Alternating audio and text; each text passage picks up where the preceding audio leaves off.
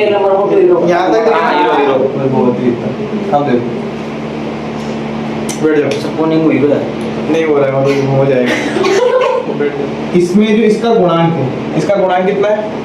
इसका गुणांक 1 है हाँ। तो इस 1 का गुणा है ना अपन ये लास्ट वाली संख्या में करेंगे 10 में। किस में करेंगे? 10 में गुणा करेंगे। तो जब इसका गुणा 10 में किया जाता है तो 1 का गुणा 10 में करेंगे कितना आएगा? कितना आएगा? 10 हाँ। अब 10 जब इसका गुणा करने में 10 आता है और बीच में कौन सी संख्या है? 7 बीच में 7 है।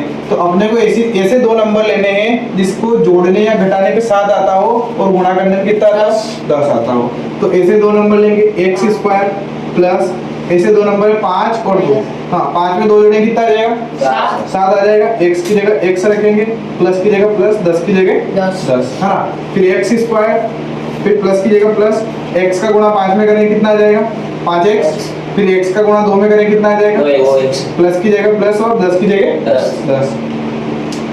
फिर अपने पास 2 और 2 4 पद है। इसमें कितने पद है? 4 पद है। तो यहाँ पे अपने को कॉमन निकालना, इसके अंदर 2x है, x स्क्वायर है तो इसमें कितने x है? 2x है हाँ।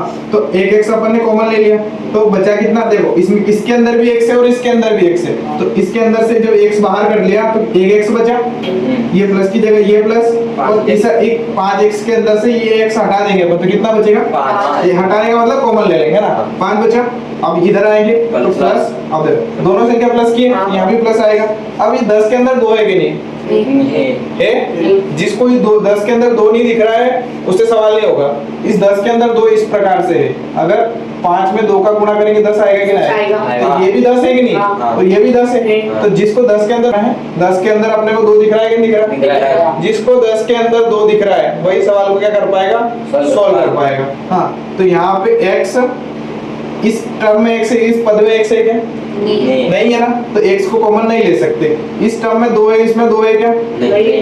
10 के अंदर 2 है या नहीं? तो 2 को अपन ने कॉमन ले लिया, बचा कितना? x प्लस की जगह प्लस, 10 में से 2 कॉमन ले लिया, कितना बचा? 5। कितना बचा? 5 बचा। कितना बचा? अब देखो x प्लस 5 यहाँ भी, x प्लस 5 यहाँ भी। कोई सा भी सवाल करेंगे ये दोनों कोष्टक हमेशा एक जैसे आएंगे, बराबर आएंगे। अगर ये दोनों कोष्टक एक जैसे नहीं आते तो अपना सवाल गलत है हाँ। तो x प्लस 5 अपन ने कॉमन ले लिया एक कोष्टक। अब क्या बचा? एक तो ये वाला x बचा, ये प्लस बचा है ना, और ये 2 बचा। ठीक है क्लियर? अब इससे आगे अपने पास अपने को क्या करना है कि इनके शून्य निकाल लें। क्या करना है? तो इसको 0 के बराबर करना पड़ेगा। किसको? x प्लस 5 बराबर कितना? 0। और x प्लस 2 बराबर कितना? 0। तो x प्लस 5 प्लस का 5 उधर जाएगा तो माइनस का 5, और ये प्लस का 2 उधर जाएगा तो माइनस का 2 हो गया। आगे अब -5 और -2 बहुपद के आ गए, 2 शून्य का आ गए। क्या आ गए? 2 शून्य। तो यहाँ लिखेंगे यहाँ -5 तथा -2 बहुपद के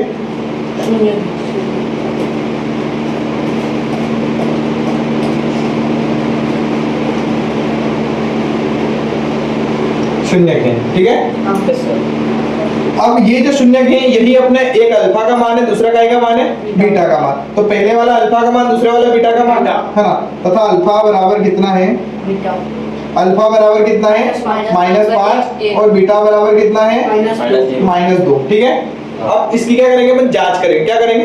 प्रश्न में लिखा है कि अपने उत्तर की पुष्टि कीजिए शून्यकों को योगफल और शून्यकों का गुणनफल के साथ। शून्यकों का योगफल करेंगे तो उससे पहले अपने को a, b और c के मान पता होना चाहिए। वो मान कहाँ से मिलेंगे? अपने बहुपद से। तो यहाँ लिखेंगे बहुपद, बहुपद कौन सा है? x square plus 7x plus 10 की तुलना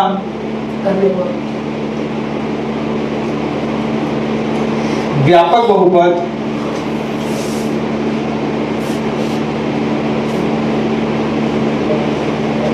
ax square plus bx plus c से करने पर तो a बराबर कितना आ जाएगा? देखो यहाँ x स्क्वायर है, यहाँ भी x स्क्वायर, यहाँ a है, यहाँ a की जगह कितना लिखा है? ए की जगह कितना लिखा है? एक। जहाँ कोई नहीं होता वहाँ कौन होता है? एक। एक होता है। हाँ, यहाँ बी की जगह कितना लिखा है? 7। तो बी का मान कितना हो गया? 7 है ना। और यहाँ सी की जगह कितना लिखा है? 10। उस अगर माइनस का चिन्ह है तो यहाँ पर भी आपको माइनस का चिन्ह लगाना है। प्लस का चिन्ह तो नहीं लगाओगे चलेगा, लेकिन माइनस का चिन्ह तो उसको लगाना क्या है? कंपलसरी है। हाँ, उसके बाद में अपन निकालेंगे शून्यकों का योगफल। क्या निकालेंगे? शून्यकों का योगफल। क्या निकालेंगे? योगफल। शून्यकों का योगफल क्या होता है? शून्यकों का योगफल अल्फा प्लस बीटा बराबर माइनस बी बटे ए। क्या होता है? अल्फा प्लस बीटा बराबर माइनस बी बटे ए। अल्फा का मान कितना? ये रहा। बीटा का मान कितना? -2। तो ये बीच में प्लस लगा है, उसके बाद -2 बराबर ये माइनस बी का मान कितना? 7। देखो प्लस माइनस कितना होगा? अब ये ए का मान क्यों नहीं लिखा? किसी किसी के दिमाग में पिक्चर आई नहीं है। ये ए का मान इसलिए लिखा कि ए का मान 1 है ना। अगर नीचे 1 लिख भी देते तो वो ऐसा कैसा ही रहता। ठीक है, अब देखो अब -5 और -2 कितना होता है? -7। क्यों? क्योंकि माइनस माइनस प्लस होता है और निशान उस चिन्ह उस संख्या का आता है जो संख्या बड़ी होती है। इनमें बड़ी कौन सी है? 5। हाँ, तो चिन्ह किसका आएगा? बड़ी संख्या का, यानी कि माइनस का। तो -7 बराबर -7। LHS बराबर RHS। हाँ, ये एक पद अपना शून्यकों का योगफल क्या आ गया? बराबर आ गया। अगर शून्यकों का गुणनफल भी बराबर आता है तो अपना सवाल सही है। अगर शून्यकों का ये जो बराबर नहीं आता है, LHS RHS बराबर नहीं आता है तो अपना सवाल गलत है। अब क्या निकालेंगे अपन? शून्यकों का योग। शून्यकों का गुणनफल। क्या निकालेंगे? शून्यकों का गुणनफल। शून्यकों का